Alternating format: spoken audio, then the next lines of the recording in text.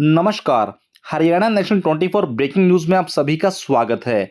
साथियों, यह चैनल आपको सबसे सटीक और विश्वसनीय रूप से हरियाणा की प्रत्येक सरकारी नौकरी के बारे में जानकारी देने का काम करेगा। साथियों, चाहे हरियाणा की हरियाणा स्टाफ सिलेक्शन कमीशन, चाहे हरियाणा पब्लिक सर्विस कमीशन की कोई भी जानकारी हो, इसके अलावा हरियाणा कौशल रोजगार निगम लिमिटेड की कोई भी खबर हो, हरियाणा बोर्ड स्कूल एजुकेशन 10वीं की कक्षा, 12वीं की कक्षा, रिजल्ट से संबंधित कोई भी जानकारी हो, हरियाणा कॉलेज, हरियाणा विश्वविद्यालय, कोर्ट, बैंक, सरकारी कच्ची नौकरी या सरकारी पक्की नौकरी, किसी भी प्रकार की कोई भी नौकरी हो, हरियाणा का यह चैनल आपको सबसे पहले और सबसे सटीक जानकारी देने का काम करेगा।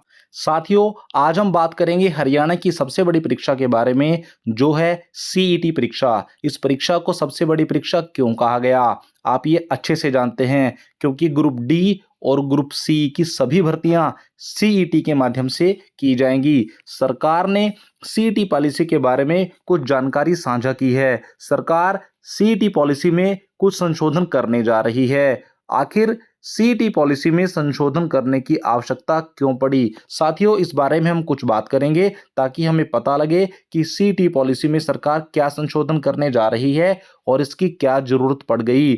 आइए साथियों, कुछ देखते हैं सरकार ने क्या कहा है। सरकार ग्रुप सी और ग्रुप डी के पदों के लिए जरूरी कॉमन एलिजिबिलिटी टेस्ट यानी सीईटी पॉलिसी में संशोधन करेगी। इसका मुख्य कारण, साथियों, इसका मुख्य कारण यहां बताया गया है। इसका मुख्य कारण ग्रुप सी और ग्रुप डी पदों की भर्ती के लिए अलग से बनाए जाने वाले नियम हैं। साथियों, ग्रुप सी और ग्रुप डी की भर्ती के लिए अलग से कुछ नियम बनाए जाने हैं, उसके लिए सरकार इसमें संशोधन करेगी। जो शर्तें भर्ती नियमों में होंगी उन्हें सीईटी पॉलिसी से हटा दिया जाएगा, इसलिए सीईटी पॉलिसी में संशोधन करना पड़ेगा। इसके अलावा पंजाब एंड हरियाणा हाईकोर्ट ने भी कुछ दिशा निर्देश जारी किए हुए हैं और इस दिशा निर्देशों के कारण भी सीईटी की पॉलिसी में संशोधन करना पड़ेगा। साथियों, सीईटी की पॉलिसी में संशोधन आवश्यक है और हम उम्मीद कर रहे हैं कि जल्दी से जल्दी सीईटी पॉलिसी में सरकार संशोधन कर दे ताकि आगे का जो चरण है उसको पूरा कर लिया जाए।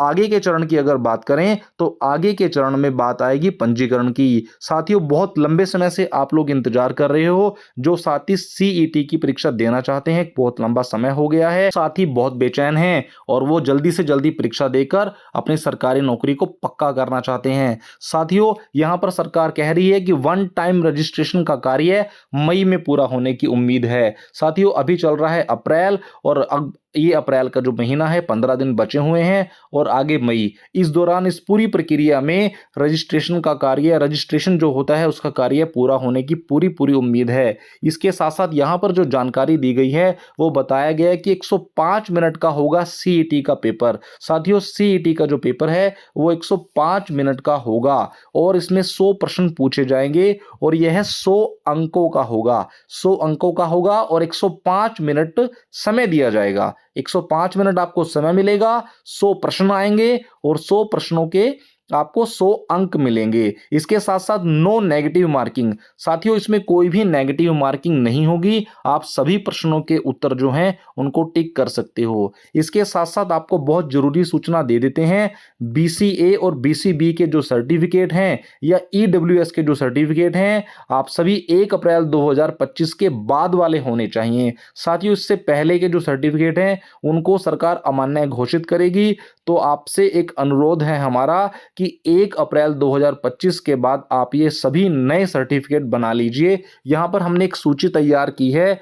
यहां पर जो सूची है वो EWS, economic weaker section, SC के जो सर्टिफिकेट होते हैं, डीएससी के जो सर्टिफिकेट होते हैं, बीसी के जो सर्टिफिकेट होते हैं, साथियों ये सभी सर्टिफिकेट साथियों आप नए बना लें। और ये जो सर्टिफिकेट की जो इन्होंने तारीख बताई है वो 1 अप्रैल 2025 के बाद वाले होने चाहिए। फॉर्म भरने में थोड़ा समय है, अभी से अगर आप इनको बनवा लेंगे तो आपको किसी भी समस्या का सामना नहीं करना पड़ेगा। इसके साथ साथ साथियों, विकलांग व्यक्ति जो होते हैं वो यूडीआईडी कार्ड बनवा लें, यह उनके लिए बहुत जरूरी है, क्योंकि फिर एक साथ सभी लोग कार्ड बनवाने शुरू करते हैं, सर्टिफिकेट बनवाने शुरू करते हैं तो अनेक समस्याओं को उनको सामना करना पड़ता है। तो साथियों, आप पहले से ही अगर अपने सर्टिफिकेट बनवा कर रखेंगे तो आपको परेशानी नहीं होगी। इसके अलावा अगर आपकी फैमिली आईडी है उसको आप अपडेट करवा लीजिए, उसमें पिता का नाम, माता का नाम, डेट ऑफ बर्थ वो भी आप समय रहते उसको अपडेट करवा लें, ताकि आपको किसी दिक्कत का सामना नहीं करना पड़े।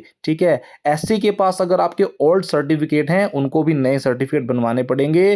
तो साथियों आप अपने सर्टिफिकेट का भी ध्यान रखें, ताकि आपको सीईटी परीक्षा के लिए कोई भी परेशानी का सामना ना करना पड़े। सरकार अब इस सीईटी की ओर ध्यान दे रही है, पॉलिसी में संशोधन भी कर रही है। सीईटी के लिए अगला जो स्टेप है, वो अगला जो चरण है, वो होगा वन टाइम रजिस्ट्रेशन का। साथियों इसलिए आप सभी साथी तैयार रहें। मुझे पूरी उम्मीद है आप सभी साथी पूरे जोर शोर से परीक्षा की जो तैयारी कर रहे हैं, और आपकी परीक्षा निश्चित रूप से बहुत अच्छी होगी। आप सभी अपने डॉक्यूमेंट बनवा कर रखिए साथियों हमारे इस चैनल को हरियाणा नेशनल 24 ब्रेकिंग न्यूज़ को आप सब्सक्राइब करिए, लाइक कीजिए, शेयर कीजिए, और आने वाली सभी जितनी भी भर्तियां हैं इसके बारे में बिल्कुल सटीक जानकारी आपको उपलब्ध कराई जाएगी।